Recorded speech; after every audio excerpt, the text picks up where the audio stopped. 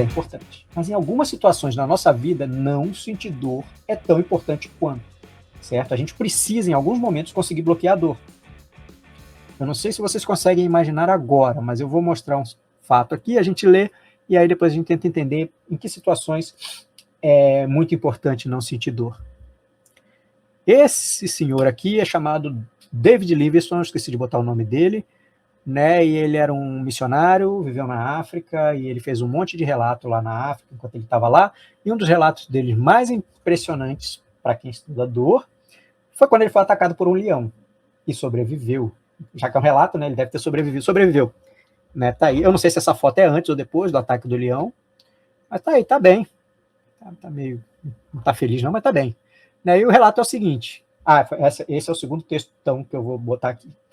Me desculpa, eu vou também tentar diminuir esse texto pro próximo ano. Aí vocês assistam o próximo ano. Então ele ouviu um tiro de partida e, olhando em volta, viu um leão pronto a saltar sobre mim.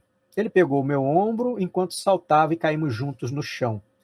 Rugindo assustadoramente próximo ao meu ouvido, ele me sacudiu como um terrier faz com um rato. O choque produziu um estupor semelhante ao que parece sentir o rato após a primeira sacudida. Agora que fica legal. Né? Depois que o leão sacudiu ele, isso causou um tipo de devaneio no qual não houve nenhuma sensação de dor nem terror. Bicho, o leão estava comendo ele vivo e ele falou que não teve nenhuma sensação de dor nem terror, apesar da ciência de tudo que estava acontecendo. Ou seja, eu estava consciente, mas não estava sentindo dor. Foi semelhante à descrição feita pelos pacientes sobre a influência do clorofórmio, os quais veem toda a operação, mas não sentem a faca. A sacudida aniquilou o medo, permitindo que eu olhasse a besta sem horror. Esse estado peculiar provavelmente é produzido em todos os animais mortos pelos carnívoros. E se assim for, é uma misericordiosa provisão do nosso benevolente Criador para amenizar a dor da morte. Né? Ele tornou um fato extremamente traumático, né? E esse relato dele é muito interessante, porque quando ele fala assim, ele não sentiu dor. Gente, imagine você estar sendo atacado por um leão. Quem já foi atacado por um cachorro, o desespero que é. E ele falou que não sentiu medo, não sentiu dor. Isso é verdade? Né? Aqui tem até uma estátua dele, né? Eu esqueci de ver onde é, mas o que ele sentiu ali foi analgesia endógena. Muito comum, em muitos relatos acontecem, vocês já devem ter ouvido falar em relatos.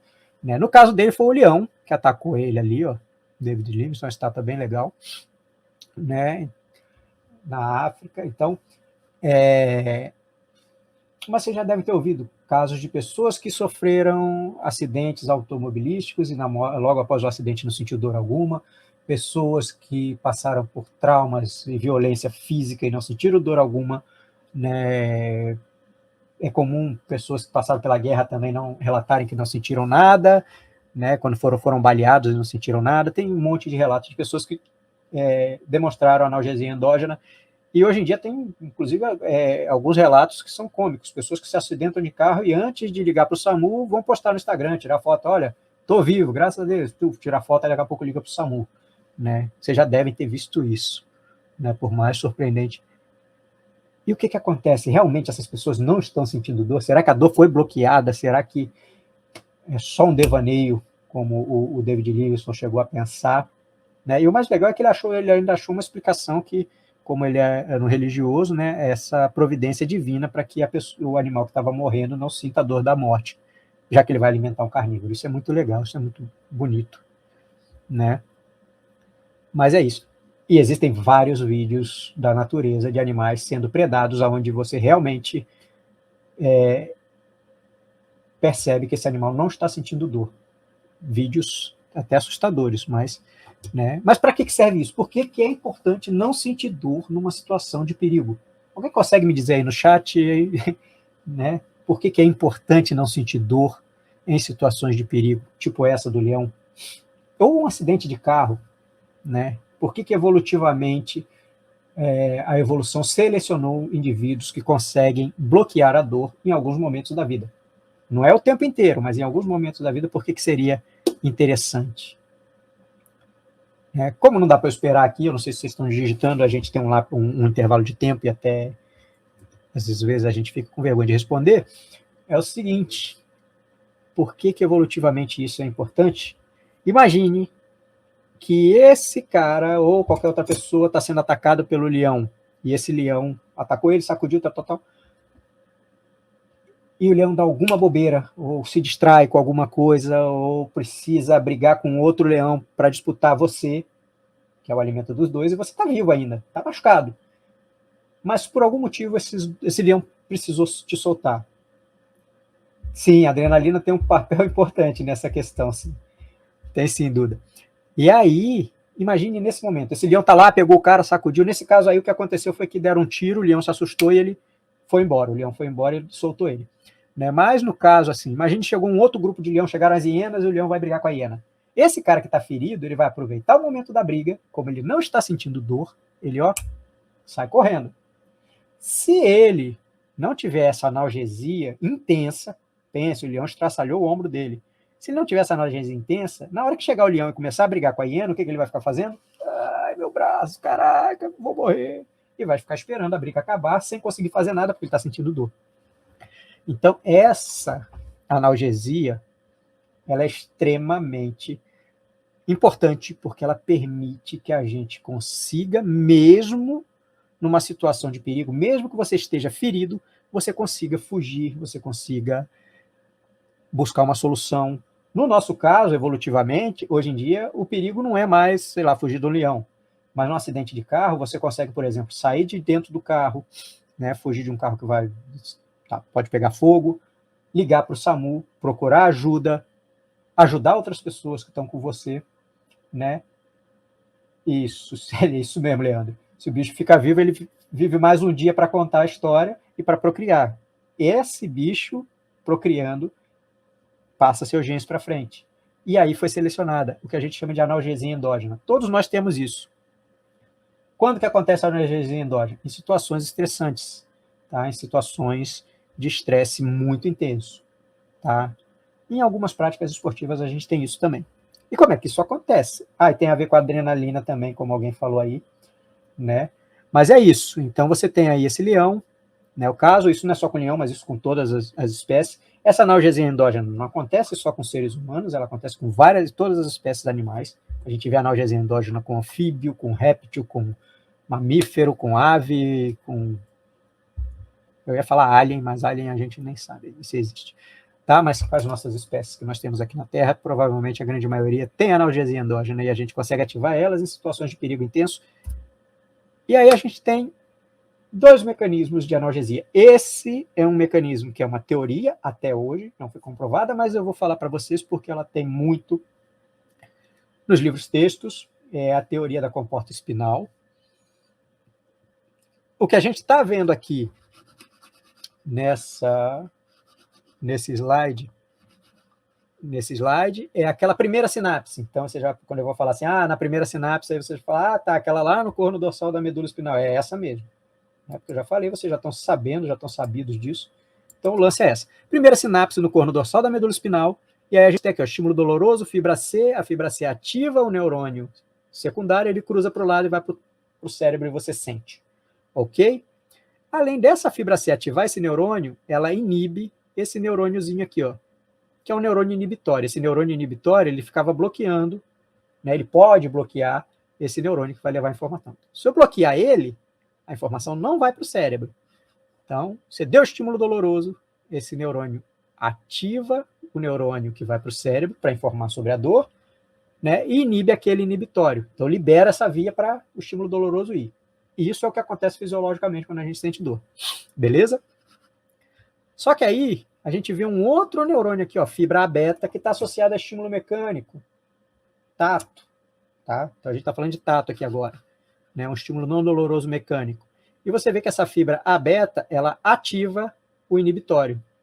Então, quando ela ativa o inibitório pode inibir aquele neurônio que vai levar a informação para o cérebro. Tá? Teoria da comporta espinal. Certo? Então, peraí.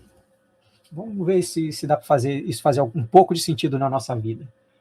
Então, peraí, eu martelei meu dedo. Aí eu comecei a esfregar o dedo, assim, eu bati o cotovelo e comecei a esfregar o cotovelo. O que eu estou fazendo aqui quando eu esfrego uma área que sofreu um dano, recebeu um estímulo doloroso? O que eu estou fazendo? Eu estou ativando Mecanoreceptores, eu estou ativando receptores mecânicos, eu estou dando estímulos táteis. A ideia é que esse estímulo tátil vai ativar essa fibra e essa fibra ative esse interneurônio inibitório que minimize, ou às vezes até bloqueie, mas normalmente minimiza, a passagem do estímulo doloroso para frente. Teoria da comporta espinal, né? Ela explica o porquê desse ato de você esfregar ou lamber, né? Os animais lambem, né? Ou aplicar estímulos mecânicos numa área que sofreu uma injúria, uma lesão, né? Qual seria a função biológica disso? Então, provavelmente, ela tem essa ação para diminuir a dor a partir desse estímulo. Ok? Foi isso que o David Livingstone passou? Não, provavelmente ele não estava esfregando o ombro enquanto o leão mastigava o ombro dele, né? Na verdade, parece que ele estava ali no devaneio dele, olhando o leão, imaginando o que ia acontecer, né? O que aconteceu com David Livingstone foi uma outra coisa. Lá no nosso cérebro, lá no mesencéfalo, existe uma área chamada, vou apontar aqui para vocês, não sei se está pequeno aí, para mim está ok, mas essa areazinha aqui, ó, que fica localizada no nosso mesencéfalo, substância cinzenta periaquedutal, ok? Essa área, quando estimulada, né, ela envia neurônios para o bulbo, núcleo locus coeruleus ela manda neurônios para dois lugares, para a ponte, locus coeruleus, e para o bulbo, núcleo magno da ráfia. Ela estimula essas duas áreas, tá? Uma área no bulbo, uma área na ponte, uma área no bulbo. Então, ativou a substância cinzenta periaquedutal, você ativa essas áreas. Beleza?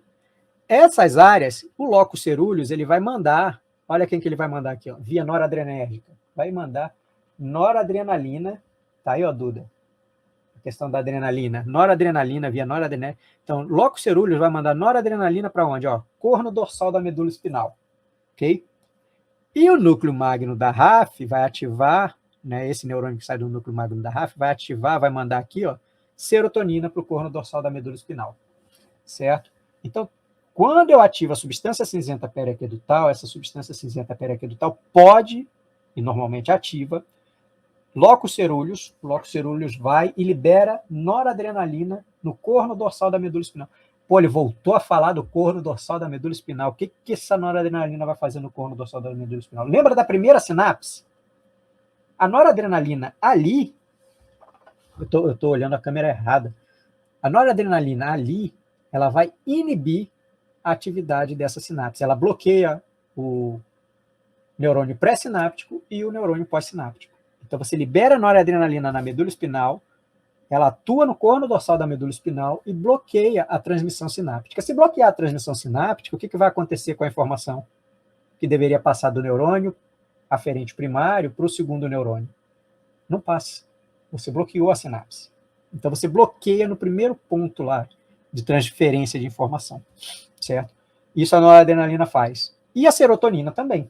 A serotonina tem o mesmo efeito na medula espinal. Então, por exemplo, se você pegar uma seringa, encher de noradrenalina e aplicar na medula espinal, se você pegar um agonista adrenérgico e aplicar na medula espinal, lá na coluna dorsal, você bloqueia a transmissão do estímulo doloroso. Se você aplicar a serotonina no corno dorsal da medula espinal, você bloqueia a transmissão do estímulo doloroso. Ah, tá, mas aí, no caso, é se você aplicar sim no nosso organismo, a gente tem esse mecanismo de liberação de noradrenalina e de serotonina no corno dorsal da medula espinal de graça. Ninguém está precisando tomar droga nenhuma. O que você precisa tomar? Você precisa de um susto, um estímulo muito intenso. Esse estímulo muito intenso é que vai ativar a substância cinzenta periaquedutal, que vai levar essas informações. Essa é a via descendente antinociceptiva endógena. Lembra? David Livingstone, que estava lá quando ele foi atacado pelo leão, ele não recebeu droga nenhuma, medicamento nenhum, não recebeu nada, né? O bom dele ser missionário é que a gente não pode, possivelmente ele não estava usando nem droga nenhuma ali, estava ali, tinha gente, estava passeando. Ou seja, ele simplesmente ativou essa via. Quando ativou essa via, né, ele teve uma analgesia endógena, muito importante, porque não fez ele sentir dor naquele ataque, certo? Como que eu consigo... E por que essa via é tão importante? Porque farmacologicamente a gente consegue usar esses mesmos recursos, a gente consegue ativar essa via através de medicamentos, né? Um dos principais fármacos que ativa essa via atualmente, né, hoje em dia, que a gente já sabe, né, hoje em dia não, há muito tempo, são os opioides. Então, toda vez que você toma um opioide, um opiáceo, né, a morfina, por exemplo, é um dos mais famosos dele. Então, toda vez que você toma um fármaco, um medicamento opioide, o que o opioide vai fazer é ativar essa via. Então, ele atua principalmente na substância cinzenta periaquedutal, núcleo magno da RAF e corno dorsal da medula espinal.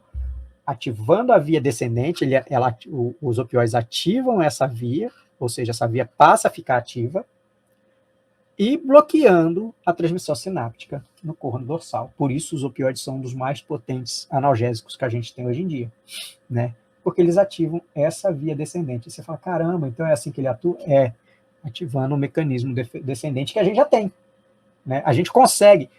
Pô, e o opioide dá um barato, o cara dá uma viajada, não dá? Dá, porque ele atua em outras áreas do cérebro que estão associadas até você ter ilusão, até uma sensação de bem-estar, né, uma sensação de euforia, que é até por isso que as pessoas usam a morfina como droga de abuso, né? E lembre-se, David Livingstone falou que ele teve um devaneio, ou seja, provavelmente ele teve uma liberação de opioides endógenos, ou seja, a gente também tem opioide, o nosso cérebro produz opioides, a endorfina, dinorfina, encefalina, dinorfina e endorfina. A endorfina é a mais famosa, todo mundo já deve ter ouvido falar disso. Quando a gente faz atividade física, a gente libera endorfina. Sim, a gente libera endorfina. E muitas vezes, durante a atividade física, a gente tem o quê? A analgesia, a gente bloqueia a dor. Aí depois passou o exercício, depois de um tempo, dói tudo, né? Então, esses opioides endógenos foram liberados durante o ataque do leão do David Livingstone ou são liberados em situações extremas, de perigo extremo, no nosso cérebro. E esses opioides produzem analgesia. Como? Ativando substância cinzenta periaquedutal, núcleo magno da RAF e bloqueando a medula espinal, né? Dependendo do tipo de estresse, pode ativar o locus coeruleus. Aí depende se vai ativar o núcleo magno da RAF ou o locus coeruleus, depende do grau de estresse e do tipo de estresse. Entendi, legal. Espero que tenham entendido. Certo? Então, farmacologicamente, eu consigo recrutar isso. Beleza, mas a substância cinzenta periaquedutal, ela está no tronco encefálico, é uma estrutura que ela está meio desconectada das sensações do mundo. Né? Como é que ela sabe o que está acontecendo? Como é que ela sabe que chegou um estresse, que você está passando por um estresse? Como é que ela sabe que você está em perigo? Quem é que mapeia essas informações para você? Seu sistema límbico. Então, por exemplo, toda vez que você está numa situação de perigo, né, você tem aí a amígdala, principalmente, o hipocampo, que está associado com memória, enviando informações para a substância cinzenta e te dizendo se é perigoso ou não é perigoso, né? Então, eles vão lá. Então, como que isso pode ser ativado fisiologicamente? Estruturas corticais enviam informação para a substância cinzenta periaquedutal e ativam ela. Ativam ela como? Liberando opioides endógenos. E aí ativam ela e a informação vai lá. E você tem analgesia. Isso acontece o tempo inteiro?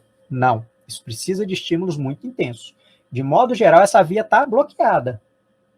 Por quê? Porque a gente precisa sentir dor. Lembra? A dor é importante, é o início da nossa história. Dor é importante. A gente precisa sentir dor. Música do Titãs. Aceite sua dor. Então, recebam a dor, aceite a dor. Mas, em situações de perigo extremo, vamos bloquear a dor para a gente poder fugir, para poder ligar para o SAMU, para tirar uma selfie para o Instagram. Seja lá o que for que vocês vão fazer de bom com essa analgesia, né, que você recebeu aí, evolutivamente, ou que Deus te deu. Mas, quem que ativa isso? Seu sistema límbico ou suas vias sensoriais que te informam a respeito do grau de perigo.